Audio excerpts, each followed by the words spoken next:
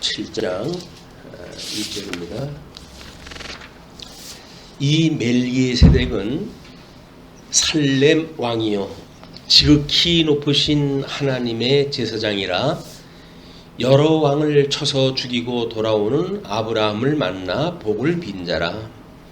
아브라함이 모든 것의 10분의 1을 그에게 나누어 주니라.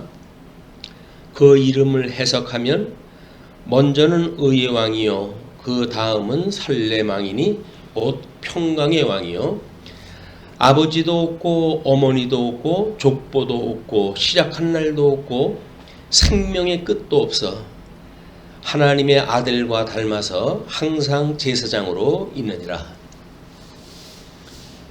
우리 히브리서 기자가 설명하기 어렵다고 하는 멜기세덱에 대한 것을 이제 7장서부터 소개가 되어집니다. 그래서 우리가 제목을 그리스도의 실체적인 제사직임이라고 이렇게 잡아놨어요. 그 제사직에는 물론 제사장 또는 제단, 제물 이것이 있어야 되기 때문에 그 요소가 7장서부터 9장 10절까지 9장까지 정리가 되어져 있기 때문에 일단은 오늘은 7장으로 해가지고 그리스도의 제사장 사역입니다. 우리가 그동안 우리 개론을 보게 되면 가로 없는 일본이 지상 사역을 통한 그리스도의 사역이었어요. 그리스도 이 지상 사역이라고 하는 그 이야기는 공생의 그런 이야기를 하는 겁니다. 물론 모든 일들이 구약 성경에 언약되어진 대로 지금 하는 일이기 때문에 그것이 과거의 천사를 포함한 품이다. 예수님이 출생했을 때도 천사들이 예고했고 그랬기 때문에 천사들이 사역을 안 한 건 아니잖아요. 그러니까 그거를 포괄해서 직접적으로 하나님의 아들 성자 하나님이 사역하신 내용을 지상 사역을 통한 그리스도의 사역이라고 이야기를 했고, 그 다음에 이제 그리스도의 사역 가운데 실체적인 사역입니다. 구약에 대한 실체라고 하는 것으로도 우리 앞에서 이야기를 했어요. 그런데 일단 제사직임이라고 하는 그 이야기를 따로 독립적으로 띄웠을 때 그 제사직이 실체적인 내용이라는 거죠. 그러면 우리가 이제 구약 성경에서 드렸던 그 제사가 물론 돌단을 쌓아가지고 제사를 드렸던 그거로부터 해서 성막 제사로 해서 그 다음에 이제 성전 제사로까지 진행이 되어졌고, 하나님 나라에서 그들이 이루었던 그 성전 제사의 역사가 곧 이스라엘 민족의 하나님의 의에 대한 그런 그 역사로 우리가 쭉 해석을 해왔어요. 그렇기 때문에 오늘은 이제 그 구약 성경에 기록되어져 있는 모형적 성전에 대한 그런 그 예배가 예수님에 대한 예표적인 사건임에도 불구하고 그것으로 실패를 갖다 했고, 그래서 하나님은 믿거나 말거나 그들을 이제 포로로 끌려가게 하셨다가 다시 돌아오게 하심으로 해가지고 전의 영광입니다. 이 성전의 영광을 이전 영광과 나중 영광으로 이걸 나누어가지고 설명을 하죠. 이건 성전의 영광에 이 전의 영광이 나중보다 이전보다 이 나중의 영광이 더욱 승하게 하시기 위해서 결국은 성전을 하나님께서 지으시고 솔로몬을 통해 가지고 성전을 갖다가 만드셨는데 성전 제작을 하게 하시고, 여기에서 불순종이 끊임없는 가운데 하나님께서 성전을 전부 회파를 시켜버리십니다. 하나님께서 만드신 성전을 하나님께서 회파를 하셔요. 이걸 우리는 예수 그리스도를 성전 전체가 예수님에 대한 예표로도 이야기를 하잖아요. 성전 안에 있는 모든 기물들도 전부 예수님에 대한 이야기였었고, 결국 구약 성경 전체가 예수님에 대한 이야기였었는데 예수님의 이야기를 유대인들은 알지를 못하고 성전 제사에 이제 치중을 하다가 보니까 지금 히브리서 기자는 예수님은 이 천사들보다도 우월하고 또 구약 성경의 그런 모든 언약을 실질적으로 이루어 가시는 분이기 때문에 이제 이 전의 영광이 이전보다 나중에 더 승하다라고 하는 그런 그 이야기는 요한계시록에 가게 되면 이 성전 회파를 중심으로 해가지고 세 화를 소개하죠. 그래서 하스몬 왕조까지 이어졌던 수전되어져 있던 그 성전이 결국은 이제 안티오코스에 의해 가지고 훼손이 되어지는 걸 우리가 1차 화라고 이렇게 이야기했어요. 그 다음에 2차 화는 주후 70년에 완전히 훼손되어졌을 때 이때를 2차 화로 이렇게 이야기를 했어요. 그리고 이제 예수 그리스도에 의해 가지고 그 기능이 망가졌을 때 그건 우리 예수 그리스도의 죽으심으로 만들어졌던 즉 오늘 하는 성전의 이 나중 영광이라고 하는 것이 구약 성경적으로 봤을 적에도 나중 영광이 크지만 이거는 예표적으로 봤을 적에는 예수님에 의해서 완성되어질 성전의 영광이에요. 이것이 지금 솔로몬이 지었던 그 영광하고는 좋게 비교할 수가 없다는 거죠. 그때 그 예수님을 보고 제자들은 서양빛에 보이는 황금빛의 그런 휘황찬란한 성전의 외모를 가르치면서 주님 저 성전의 모습이 얼마나 아름답습니까? 이렇게 이야기했다 해요. 예수님이 헐어버려라. 내가 사흘 만에 세우시겠다고 우리 약속을 하시잖아요.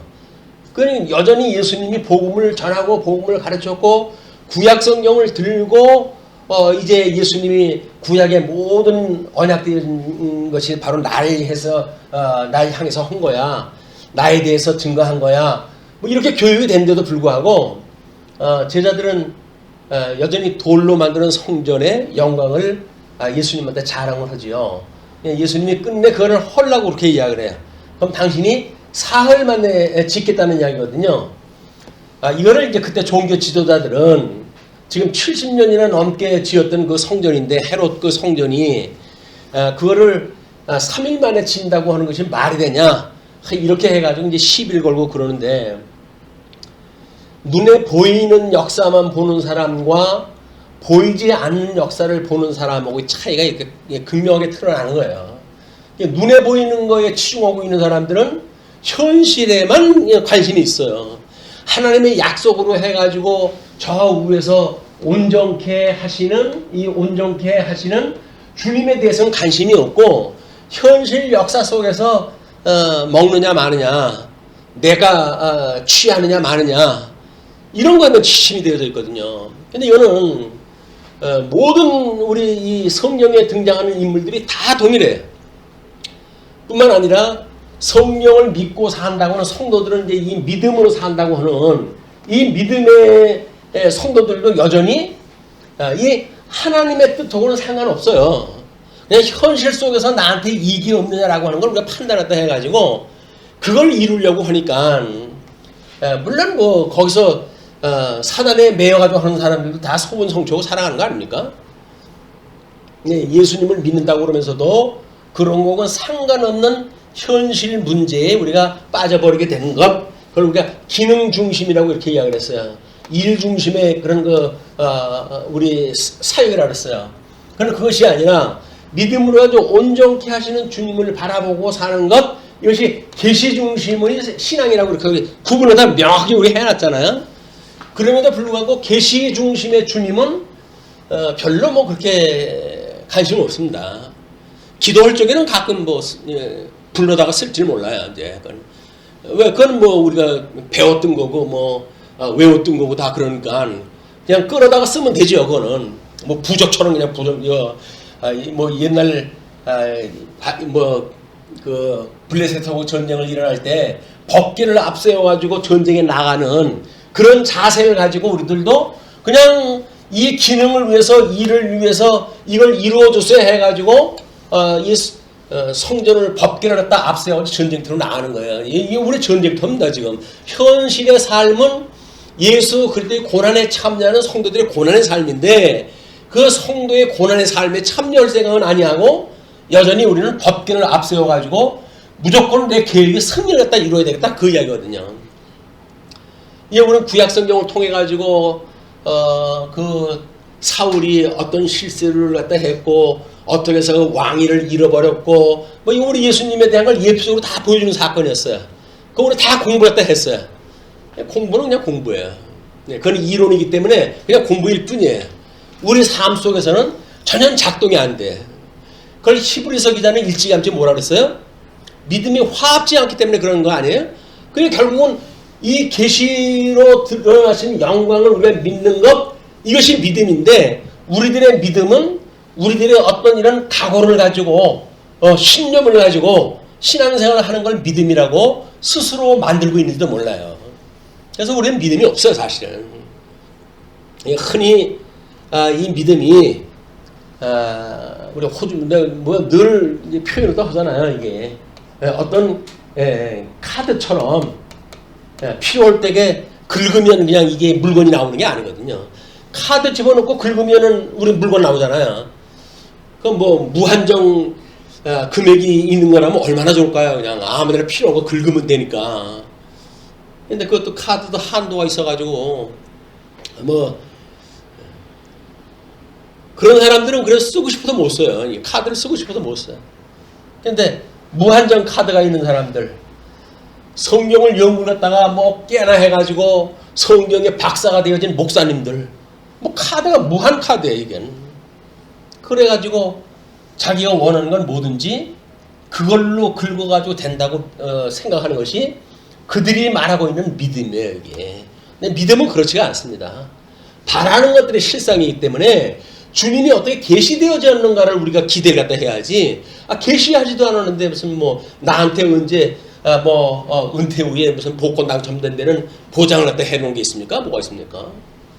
근데도 불구하고 우리는 그런 걸 꿈꾸고 살아가는지도 모르죠. 근데 하나님께서 계시하셨던 거는 하나님의 영광을 계시하신 거기 때문에 내가 이러기도 하고 저러기도 하는 거야. 그러니까 너희들은 나를 따르고 나를 믿고 그리고 나를 경외하고 그렇게 살아가는 게 너희들의 행복이란다 라고 이야기했는데도 불구하고 그건 주님의 이야기고요. 뭐 주님이 그렇게 영광 받으시는 거고 나하고 뭔 상관이 있어요. 나한테도 무슨 유익이 있어야 되는 거 아닙니까? 팥고물이라도 떨어져야지. 그렇게 신앙생활도 하는데 뭐 주님 나한테 별반 그렇게 관심 없으신 것 같은데 이것도 안 해주고 무슨 뭐 나한테 사랑하신다고 그럽니까? 이게 이스라엘 백성들이 하나님 앞에 원망했던 내용이에요 다. 하나님이 진정 우리를 사랑하십니까? 답답하죠. 사랑이 확인 안 되는데 그것처럼 답답한 게 어디 있어요? 이게 뭐 새쥐 혀에 뭐 맛 느끼는 그 혀에다가 맛있는 거라도 집어 넣어주면은 하나님이 나를 사랑하구나 이렇게 생각을 하는 말초적 그런 어떤 아주 미세한 그런 믿음을 가지고 우리가 살아가는 게 아닌가. 뭐가 다른 게 맞습니까? 다른 게. 하나님의 영광을 보고 그분을 영광을 돌리고 그러는 것만 해도 만사가 그 영광을 위해서 우리가 산다고 그러는데 맨날 뭘 달라고 그래. 맨날 달라고. 이게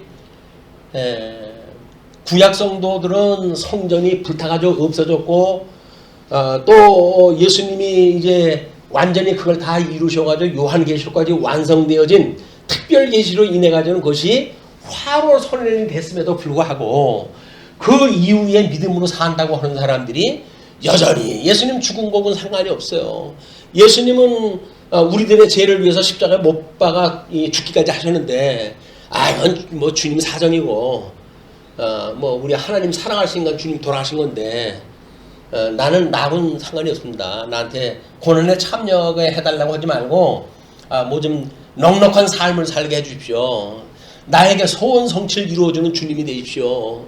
나에게 앞장서서 나의 길을 인도하시는 주님이 되십시오. 우리는 그렇게 이야기를 하고 그게 믿음 생활이라고 생각하는 거예요. 참 딱하죠. 이런 원리를 가지고 그렇게 살는 사람들은 딱한 거예요, 이게.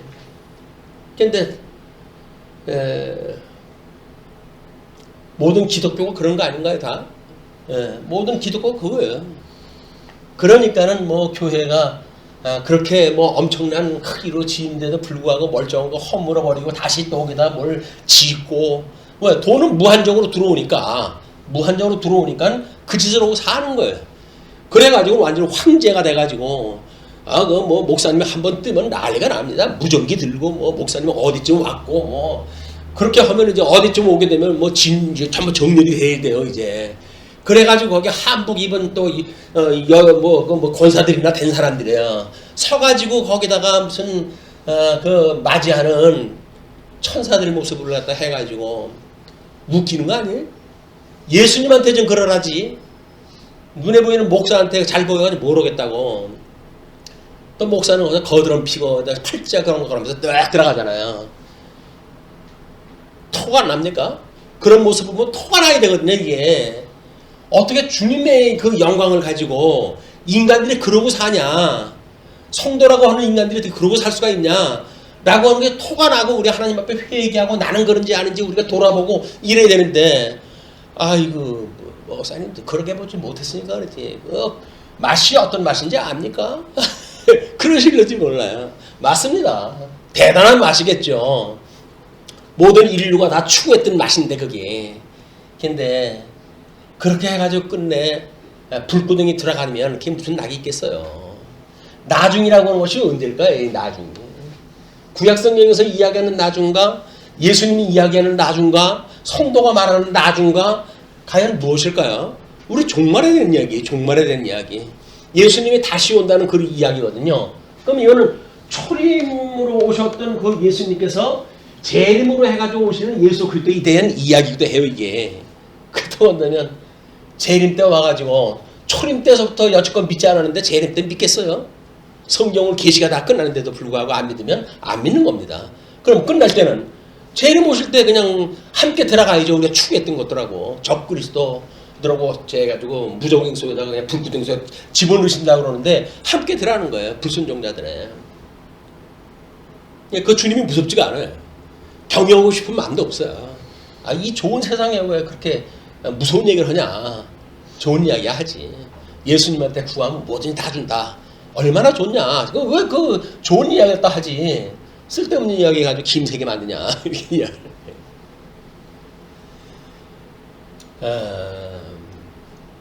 참 무서운 선언이에요, 이게.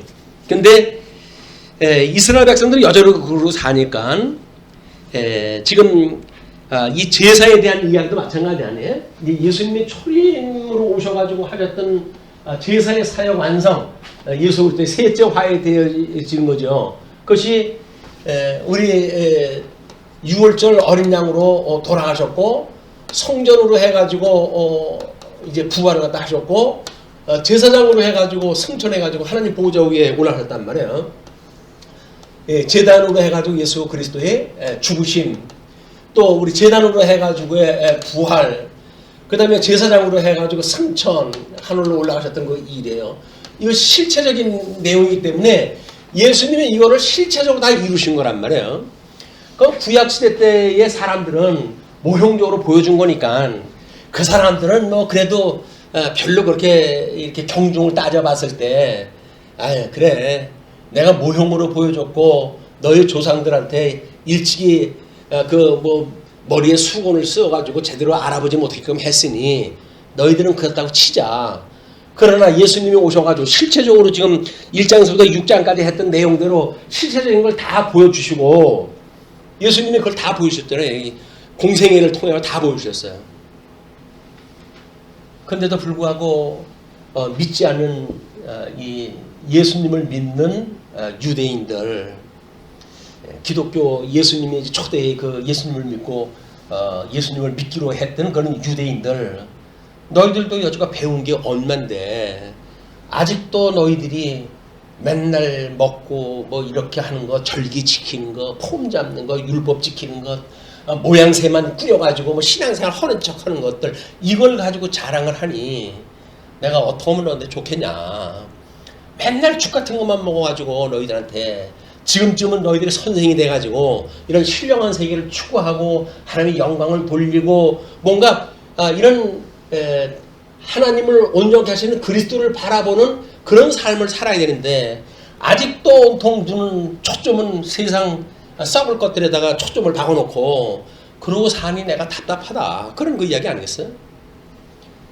단단한 음식을 못 먹어서 그렇다는 이야기인데 그 뭐 우리는 주님이 오셔가지고 모세에 쓰였던 수고 나 벗겨주시고 우리는 성령의 감동을 받아가지고 성경에 게시되어졌던 모든 내용들을 나름대로 해가지고 통전적으로 이해한다는 사람들의 우리는 그럼 우리 이제 소위 단단한 음식을 먹는다고 치부될 수 있는 사람들 아닙니까? 그럼 우리들은 과연 어떨까? 뭐 다를까요?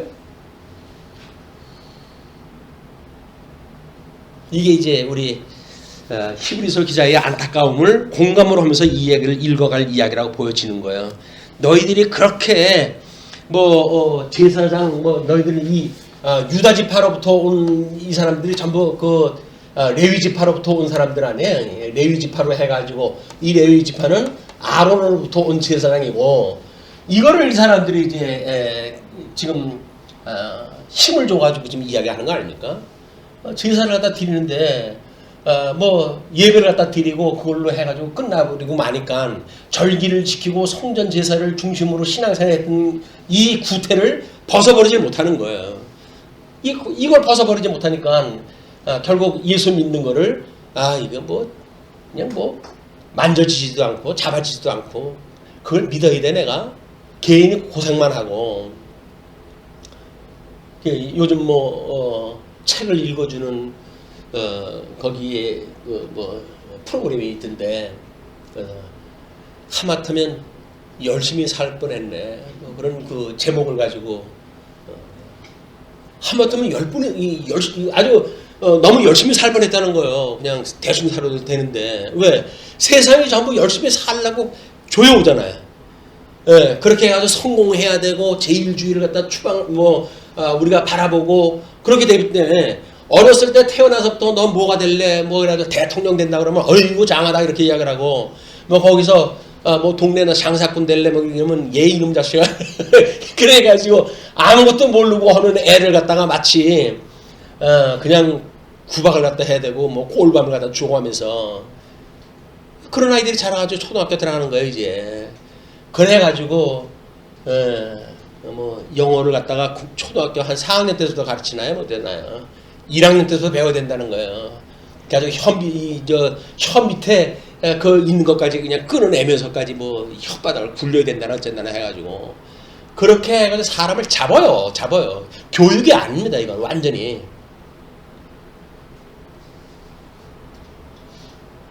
오죽하면 그런 책을 썼을 거예요.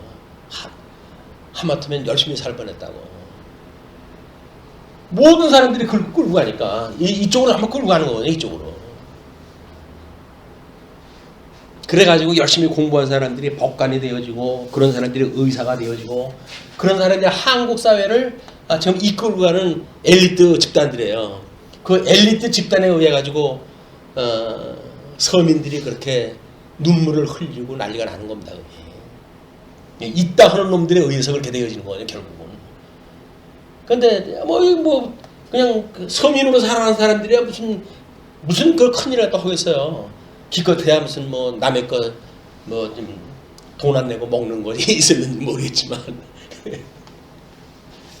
합법적으로 해가지고 정관 이혼이 뭐냐 해가지고 그냥 벼랑간 다른 회사에 이사가 돼버리고 이런 승급이 어딨어요 이런 게. 완전 땡 잡았잖아요.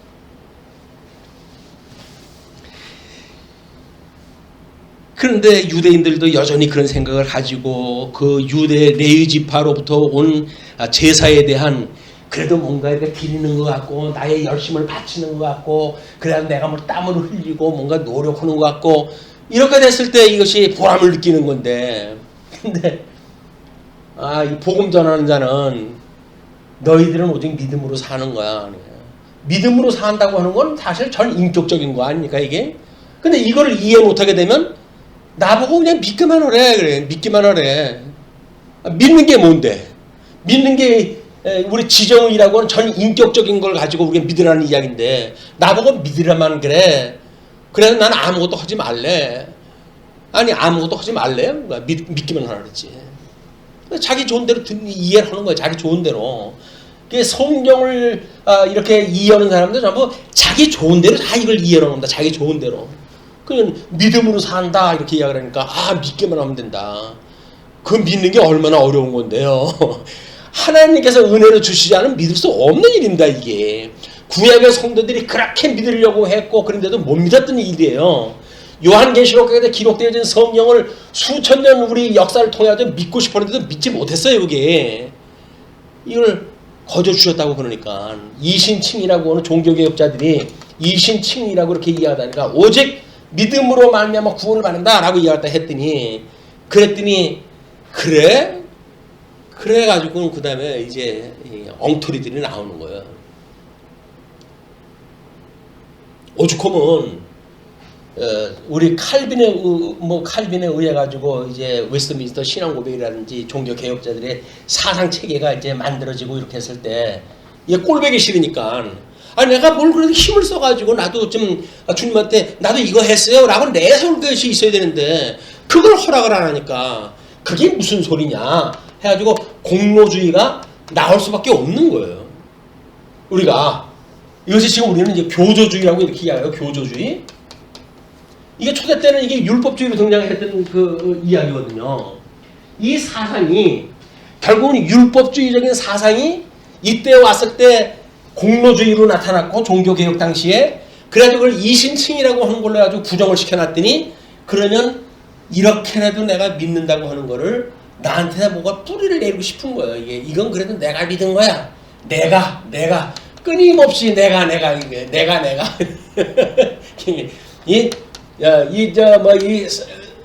우리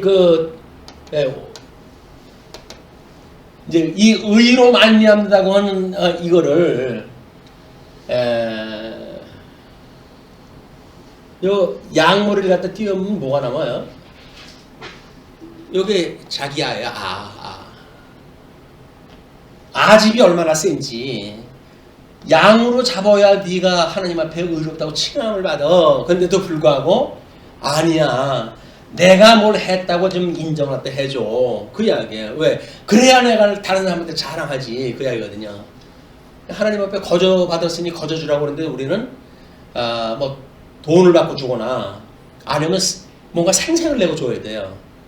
왜? 자기를 자랑을 해야 되거든. 내가 이거 이렇게 너한테 알려주는 거야. 내 은혜 잃으면 안 돼. 그랬거든요. 누구도 다 그래.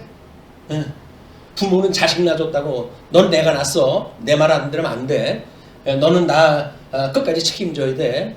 이렇게 가지고 어깨에다 무거운 짐을 하다 뿡 얹어놓고 왜 자기 중심으로 세상이 돌아가야 될까요? 자기 중심으로.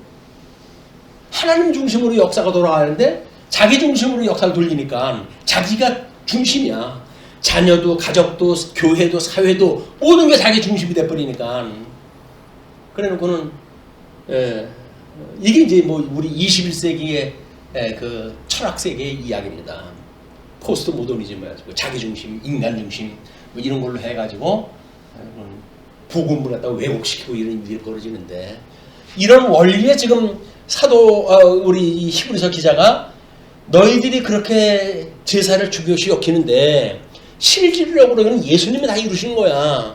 그 예수님 내가 너희들 앞서가지고 지금 그 멜기세덱에 대한 걸 이야기를 했잖아. 그 멜기세덱에 대한 이야기를 내가 통해 가지고 너희들의 이런 그 고민에 대한 걸 일체 뭐 불식을 다 시킬 거야 내가. 그래가지고 이렇게 이야기를 하는 거거든요. 멜기세덱은 먼저 이제 그분이 어떤 분인가를 소개했다 하셔요. 그것이 살렘왕이래. 살렘왕. 살렘왕이라는 이야기는 평강이라는 얘기죠. 예루살렘이 그 평강의 도시니까 얘는 우리 예수님이 평화의 왕으로 오신 분 아니에요. 근데 예수님을 예표했던 그 인물이기 때문에 이 살렘이라고 하는 멜기세덱이 살렘의 왕이라는데 살렘이 과연 뭐냐 라고 하는 걸 신학자들이 이게 살렘이라고 되어져 있으니까 노아의 아들 중에 셈이라고 하는 아들 있잖아요. 셈이 바로 크다 이렇게 주장하는 사람들이 있고, 셈의 후손 중에 한 사람일 거다 이렇게 이야기를 하고 있고, 그래가지고 셈이라고 하는 사람하고 전부 직결을 시켰어요. 왜? 성경이 뭐라 그러면 거기에 이제 뒤에 나온 걸 보게 되면 거기서 그분이 그 아버지도 없고 어머니도 없고 족보도 없고 시작한 날도 없고 생명의 끝도 없고 이렇게 나와져 있잖아요. 그리고 어떤 사람은 이것이 셈이 아니라 예수님이다. 그때 이미 예수님이 그때 그 현장에 있었기 때문에 이렇게 아브라함이 10조다 바친 거다 이렇게 이야기를 하는 거예요. 전부 이건 예표적인 인물들이거든요. 근데 이 성경 신학적인 구도가 없으면, 이런 구조적인 어떤 그런 아이디어가 없게 되면 이걸 그냥 그때그때 갖다 이게 접목을 시켜서 전부 해석을 해야 돼요. 근데 이 셈이라고 하는 거는 하나님께서 물론 우리 노아의 그 아들들에게 언약을 했던 그 나중에 나타날 그런 그 열매들이기도 하죠. 그런 맥락으로 보게 되면 유대인들은 셈의 후손에서 지금 12대 손으로 해가지고 나왔습니까? 아브라함이 12대 손으로 해가지고 나왔다고 한다면, 이 12대 손에 나와져 있는 셈의 그냥 그 한 셈의 그런 그 후손의 한 줄기예요. 그냥 이 셈이 다른 아들들 낳은 걸 갖다 우리 그 창세기에서 수많은 그들의 그 종족을 이야기하지 않습니까? 이야기를 하는데, 유대인들은 여기에서 10조가 나왔고, 10조 아브라함으로부터 해가지고 모든 약속이 시작이 됐다 라고 해가지고 이 모형적으로 주어졌던 이스라엘이라고 하는 이 모형적으로 주어졌던 것이 전부라고 이야기를 하는 거예요. 그러나 하나님은 천지를 창조하고 아담이라고 하는 한 인물을 통해 가지고 오실 메시아, 그 예수 그들 예표로 보여주는 아담을 갖다 해가지고 망하게 하시고 둘째 아담을 통해서 회복하게 하시는 역사네 이게.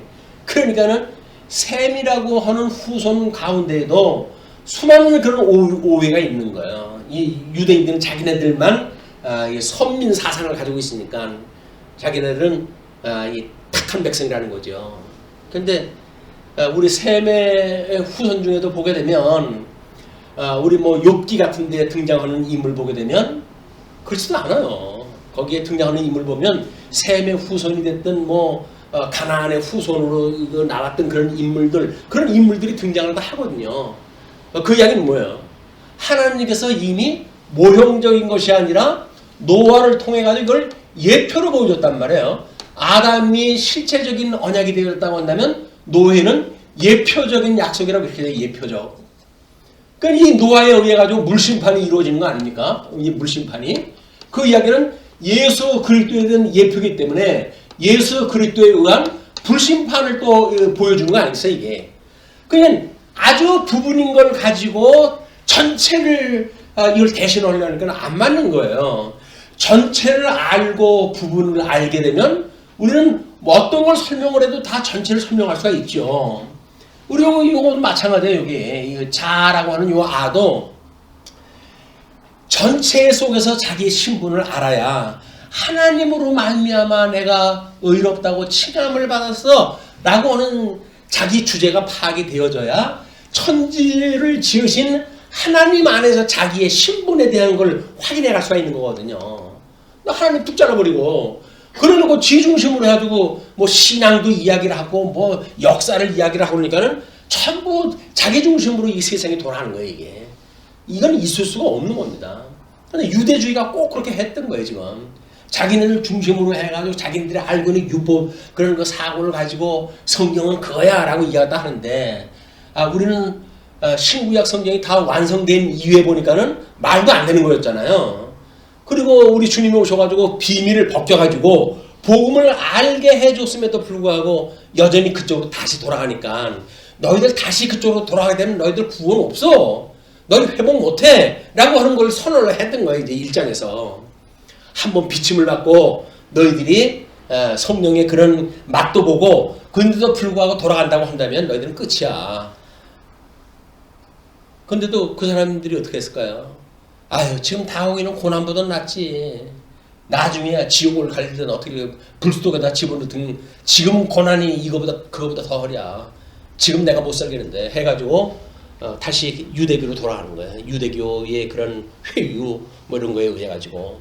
그러니까 여기서 지금 이런 가운데 지금 이 셈의 그런 관계되어진 사람이 누구냐면 멜기세덱이라고 하는 인물이란 말이에요. 이 멜기세덱, 멜기세덱 반대인가?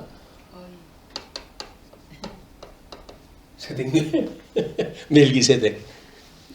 예, 둘 다 안쪽이네. 둘 다 안쪽. 둘 다 안쪽이에요. 그래서 이 멜기세덱이라고 하는 그 인물이 성경에 그 아브라함이 자기 조카 롯 때문에 나가서 연합군들하고 싸워가지고 이겨가지고 돌아오는 그 사건 가운데 한 번 딱 나거든요. 물론 그거에 의해서 시편 기자가 한번 언급을 한 적이 있죠. 그러니까 멜기세덱이 이게 뭐 어디 등장했던 건 다른 사람들처럼 이렇게 우리 열조로부터 해가지고 아브라함이 이삭을 낳고 이삭이 야곱을 낳고 야곱이 누굴 낳고 이렇게 해가지고 자기는 뿌리가 있는데 이 사람 뿌리도 없는 거예요. 성경에서 그냥 어느 날 뚝 그냥 등장이 돼가지고 살렘의 왕이라고 해가지고 아브라함이 그한테 이제 11조를 갖다 바쳤으니까 그러니까는 그 멜기세덱을 내가 이야기를 할게.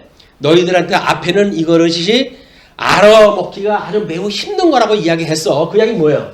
이 복잡한 걸 다 이야기하고 너희들이 알고 있는 율법주의적인 거 구약성경의 그런 안에서의 개념을 가지고는 전 우주적인 개념을 알지 않고는 알 수 없는 내용이야. 그러니까 내가 너희들한테 이런 광범위한 그래 실체적인 예수 그때 사역 이것까지 통해가지고 너한테 알려줄게. 이제 그 이야기예요. 그러니까 살렘 왕이요 지극히 높으신 하나님의 제사장이라. 하나님의 제사장이래요. 예수님이야말로 우리를 구원에 이르게 하셨던 대제사장 되신 분 아니에요? 실질적으로 대제사장이 돼가지고 현재 대주제가 돼가지고 지금도 여전히 우리를 주관하고 계시단 말이에요. 예수님이 이렇게 했다고 하는 걸 예표적으로 보여준 멜기세덱이기 때문에 히브리서 기자는 그가 하나님의 큰 제사장이다 이렇게 이야기를 한 거예요. 그래서 여러 왕을 쳐서 죽이고 돌아오는 아브라함을 만나 복을 빈 자다. 복을 빌기는 이미 복을 받았다고 생각이 들지 않으세요? 아브라함이 전쟁에서 이기고 좀 성경으로 울리고 오고 있는데 근데 왜 제사장이 필요하죠? 그 아브라함한테? 거긴 예수님 사건이 없어요. 나 아주 전쟁에 이겼는데 뭐 전지전능하시는 하나님이 나와 함께해서 나로 하여금 대적을 물리치게 하시고 나를 이렇게 승리케 하셨습니다. 그거밖에 없잖아요. 근데 거기에 제사장이 개입된다는 이야기는 뭐예요? 아브라함의 그런 그 전쟁에서 이겼던 어떤 왕직에 해당되는 그런 일을 했다 할지라도 제사직이라고 하는 것이 함께 있지 않으면 너의 그런 전쟁은 단순한 일 중심으로 해도 끝나고 말아 그 이야기예요. 사실은. 우리가 그걸 계시 중심으로 본다고 한다면 전쟁에서 이겼다.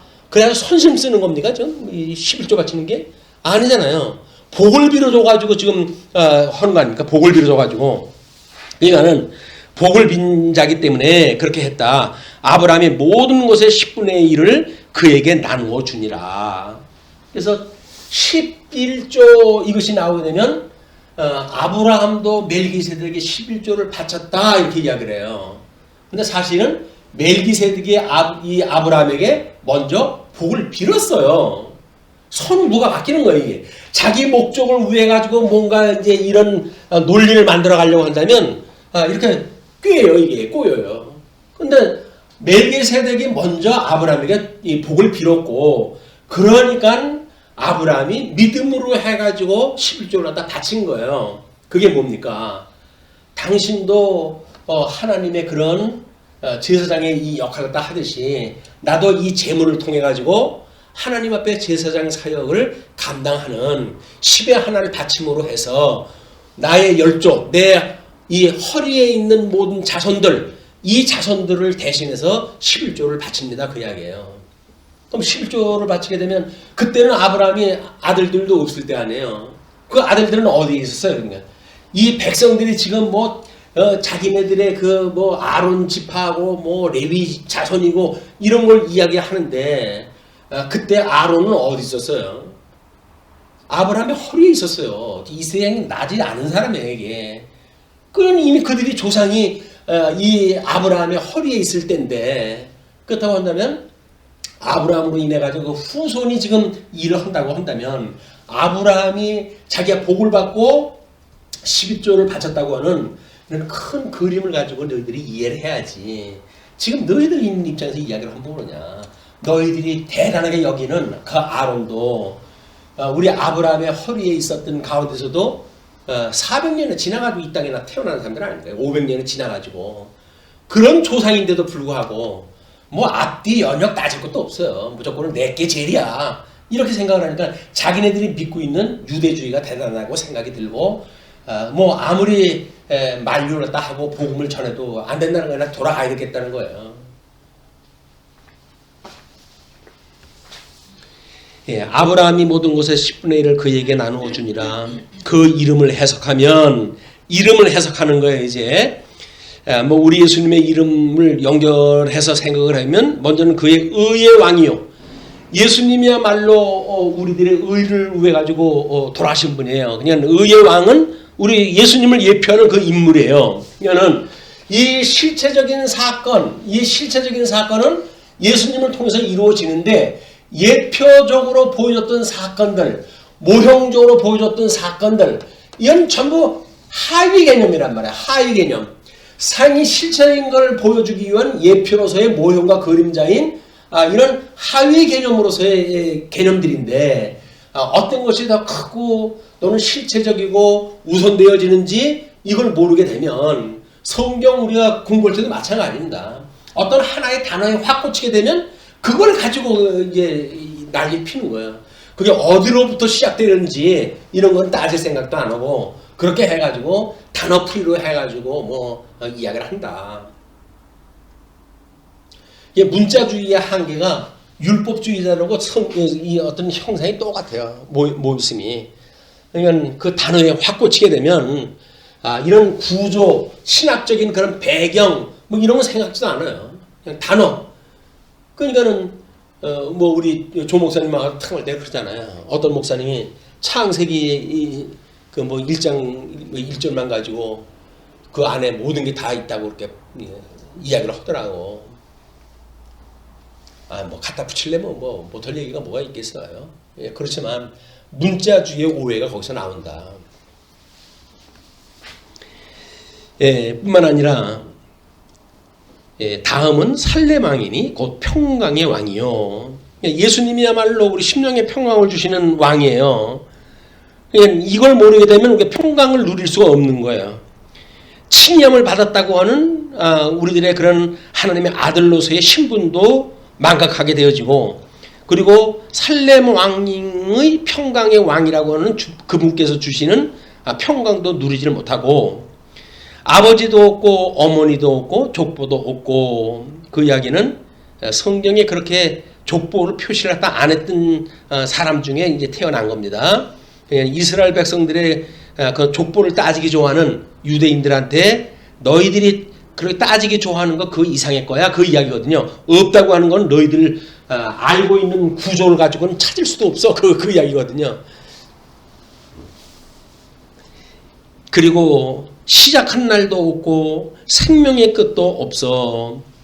그분이 어떻게 되는지 그 다음에는 더 이상 성경에 나타나지도 않으니까 생명의 끝도 없어. 하나님의 아들과 닮아서, 하나님의 아들이 우리 예수님이니까 예수님을 닮았다는 이야기예요. 항상 제사장으로 있느니라. 그러니까 항상 있다는 이야기는 뭐예요? 지금도 멜기세덱이라고 하는 이분을 우리 모든 사람의 제사장으로는, 모형적인 제사장으로는 이해를 하고 있으니까, 그래서 이분을 이야기할 때마다 우리는 참 제사장이신 예수 그리스도를 바라보게 되어진다. 자, 그런 뒤에 4절